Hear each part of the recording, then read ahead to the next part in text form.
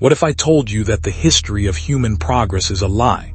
We are taught that humanity is a slow climb, from stone tools to bronze to iron and finally to the digital age. But there are places on this planet that prove we didn't just climb, we fell.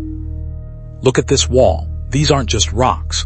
These are 100-ton blocks of andesite, harder than steel, fitted together with such precision that you can't slide a blade between them. No mortar, no binding agent, just physics. How did a culture, supposedly using stone hammers, cut rock like a laser? And more importantly, why does the entire site look like it was destroyed by a force we can't even name? We're going to spend the next 15 minutes uncovering the architecture of a lost world. And I'm telling you now, the evidence we save for the final location, a site hidden in the high Andes, isn't just a building. It's a machine. And it's the one thing they don't want you to see. Let's start with the basics. If you were a builder in the 15th century, how would you move a block that weighs as much as a jumbo jet? You couldn't. Not then, and truthfully, not even easily today. Think about it for a second. If these people were primitive, why are these stones cut to perfectly match the contours of the bedrock beneath them? That requires thousands of hours of grinding for a single piece. Ask yourself, if it took 3 generations just to build one wall, what could have possibly been important enough to justify that kind of obsession? Was it religion? Or were they trying to anchor something to the earth? Consider the sheer logistics. We are talking about quarrying stone from mountains miles away, across deep valleys and treacherous ravines. How do you transport a block this heavy without the wheel, without steel rollers, and without beasts of burden capable of pulling that weight?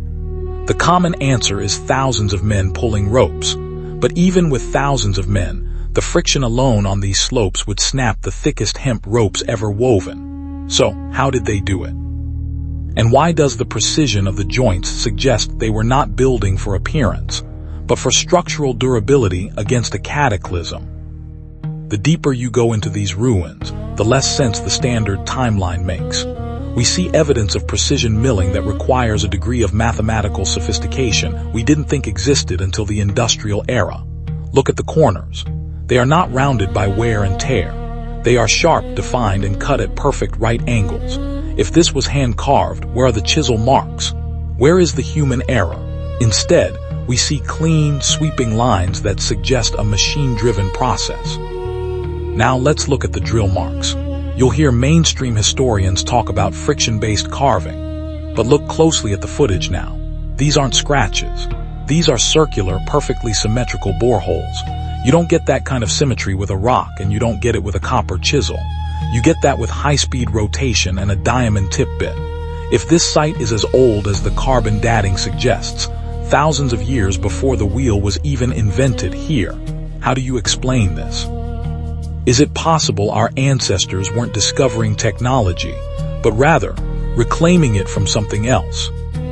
Why would anyone drill a hole 2 feet deep into solid granite, perfectly straight, unless they were anchoring something into the stone?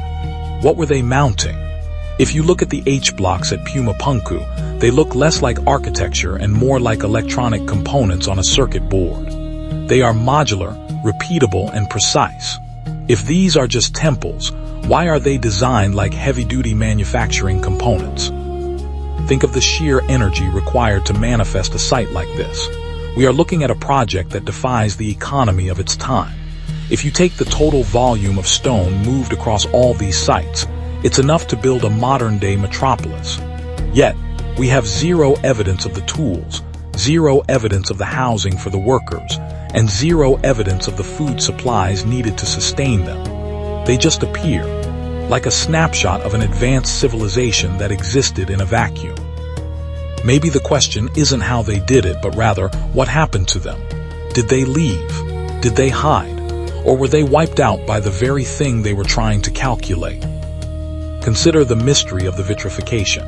In several locations, the stone itself appears to have been melted, not burned, not scorched, but fused at a molecular level. This is a process that requires temperatures exceeding 2,000 degrees Celsius.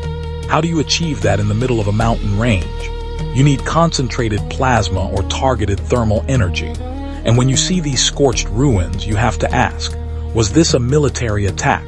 Was this a localized catastrophe? Or was it the remnants of a power supply that finally blew out? Look at the patterns of these sites on a map. They follow fault lines, they follow ley lines. They are situated in spots where seismic activity is highest. It's almost as if they were designed to tap into the very kinetic energy of the planet. If this is true, then the Stone Age is a myth. It was an energy age. And we are living in the ruins of a system that we are only just now beginning to rediscover.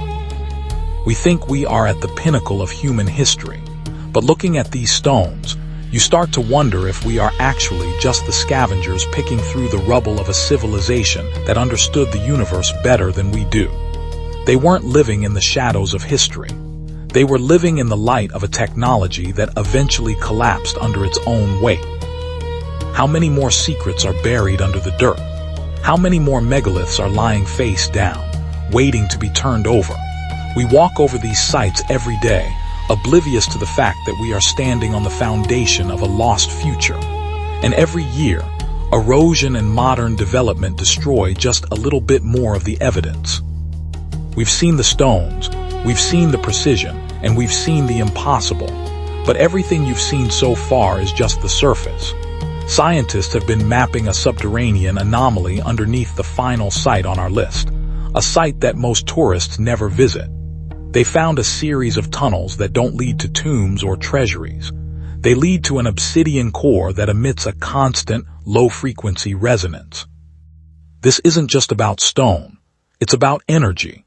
If these sites were actually massive power plants or resonators designed to influence the Earth's own magnetic frequency, then everything we think about the past changes.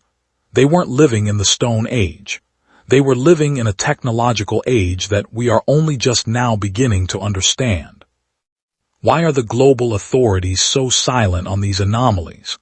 Why is it that, when a researcher finds evidence of advanced tooling, their career is ruined or their findings are suppressed?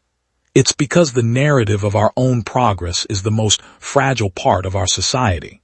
If we admit we weren't the first to reach this height, we have to admit we could easily fall back down. The final location we are about to visit is the key to it all.